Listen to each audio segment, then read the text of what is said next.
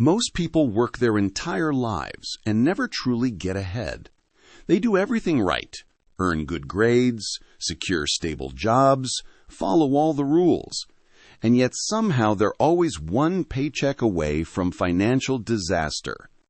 Meanwhile, billionaires seem to break every rule and still grow richer.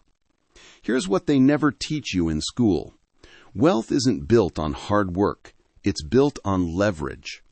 And today, I'm going to show you exactly which levers the wealthy pull that you've probably never even heard of. Let me tell you about two people. First, there's Marcus. He does everything he's supposed to. Good grades, college degree, student loans, lands a decent job at a large corporation making $55 a year. In his mind, he's on the right path to wealth. But what he doesn't yet realize is that he just locked himself into a system specifically designed to keep him running in place. Why? Because his income is directly tied to his time. He trades hours for dollars. There's a hard mathematical ceiling on what he can ever earn. Stop working, and here is nothing. Meanwhile, across the country, there's Sarah. No elite college degree, but by age 25, she already holds $500,000 in assets.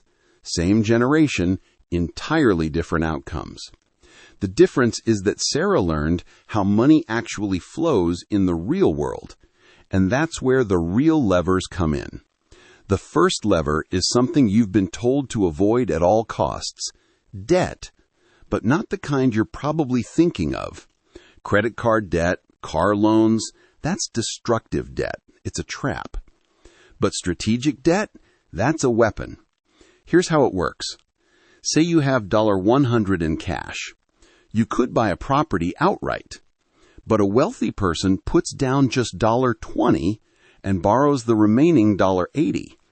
Now they control a $100 asset using only $20 of their own money. If that property appreciates by 5%, they've gained $5. But that's not a 5% return. It's a 25% return on their actual $20 investment. That is leverage. They then use that property as collateral to borrow capital for another investment, and then another. This is exactly why Marcus, who views his mortgage as a burden to pay off as quickly as possible, stays stuck. Sarah sees that same mortgage as a tool. She holds on to the debt, invests her additional cash into assets that yield more than her mortgage rate, and lets inflation slowly erode the loan's real value. Who comes out ahead after 30 years? It's not even close. Lever number 2 is the tax system. The wealthy and the working class do not operate under the same tax rules. When Marcus earns his $55 salary, he pays tax on nearly all of it, taken directly from his paycheck. Sarah, who owns a business and earns the same amount, can deduct her expenses, her home office, her vehicle, her business meals. So while Marcus pays taxes on $55, Sarah might only pay taxes on $35. Identical income, completely different tax bills. But the real secret goes even further. The wealthy often don't sell their assets at all. Instead, they borrow against them. Say Sarah holds $2 million in investments. She can borrow $500 against those assets. That loan isn't considered income. It isn't taxable. She just accessed $500,000 completely tax-free. For Marcus to take home that same amount, he'd have to earn far more and surrender a fortune to taxes. This isn't illegal. It's the actual design of a tax code written to reward people who own assets. So what's the real lesson here? It's not about working harder within the same system Marcus is trapped in. It's about understanding how the system itself actually operates. These two levers, strategic debt and the tax code, are how wealth is genuinely built. They're not secrets locked away in some vault. They're rules printed in plain sight for a game that most of us were simply never taught how to play. Now you know those levers exist. The next move belongs to you. The third lever of wealth is largely invisible, which is precisely what makes it the most powerful. It's your network, but not in the way you've always been told. Forget the networking events and the business cards. This is about the fundamental reality of how opportunities are distributed throughout our economy. The truth is, the most valuable opportunities never reach the public market. Let me give you the economics of it. Marcus graduated and submitted 50 applications online. He competed against thousands of candidates, got filtered out by software, and eventually landed a job paying $55,000. Sarah's father's friend was building a new company. He called Sarah's dad, who recommended her directly. No formal interview, no filtering process. Sarah was brought on as a co-founder. 2 years later, the company sold for $8 million, and Sarah walked away with $500,000. Same field, same era, completely different networks. The wealthy understand this dynamic deeply.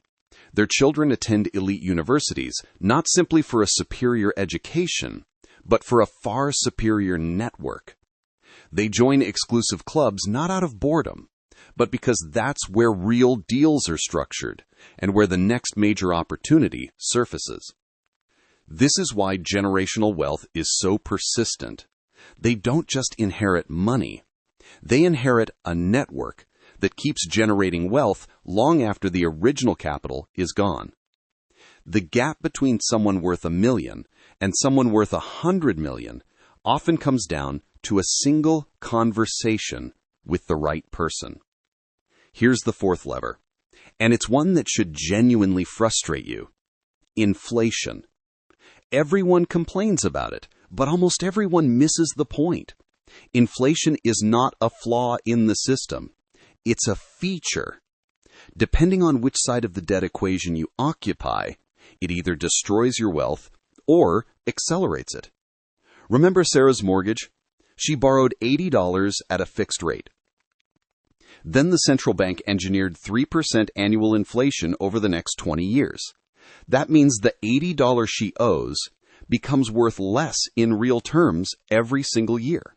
She's repaying her debt with money that holds less value than when she originally borrowed it. Marcus, on the other hand, is getting crushed. His salary might increase by 2% per year, but inflation is consuming 4% of his purchasing power. He is effectively getting poorer every year. His savings sit in a bank account earning 0.5%, while inflation is running at 3%.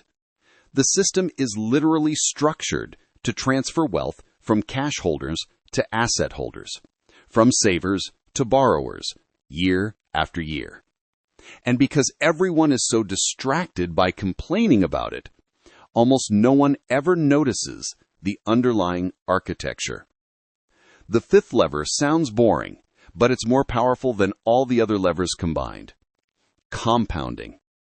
Einstein supposedly called it the eighth wonder of the world. Here's what most people fundamentally fail to grasp.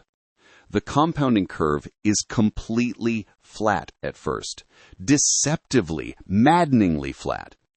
And then it turns nearly vertical. But you have to survive long enough to reach the vertical part. Sarah begins investing $5 per year at age 22. Marcus waits until he's 35. He invests for 30 years, Sarah for 43. But because he started just 13 years later, he ends up with nearly $4 million less at retirement. That is the true cost of 13 years. The wealthy start investing for their children at birth, not just out of generosity, but because they understand that time in the market is the single most valuable asset in existence. Compounding is patient. It doesn't reward hard work. It rewards your starting point and the amount of time you give it to operate. So here's the reality. These levers aren't secret because they're hidden. They're secret because nobody ever discusses them openly. They're written in plain sight, in tax codes, in mortgage contracts, in investment documents. The wealthy didn't reach their position by working harder. They got there by deeply understanding these systems and deliberately using them to their advantage. You don't need to be born into wealth to pull these levers. You just need to fully understand how the game is actually played. Treat debt as a tool. Build a network that generates real opportunities. Position your assets to benefit from inflation. And above all else, give yourself time for compounding to do its work. Most people will hear all of this, think it's genuinely interesting, and then go right back to their daily grind. But you might be the kind of person who wonders why the rules never seem to apply equally to everyone. You suspect there's a game being played that you were never told about. And you're right, there absolutely is. Now you understand exactly how it works. The only question remaining is, what are you going to do about it? If this connected with you, if you want to understand more about how wealth actually compounds beyond the marketing and the noise, then subscribe. More videos like this one are on the way, because understanding the levers is always the very first step toward pulling them. Thanks for watching.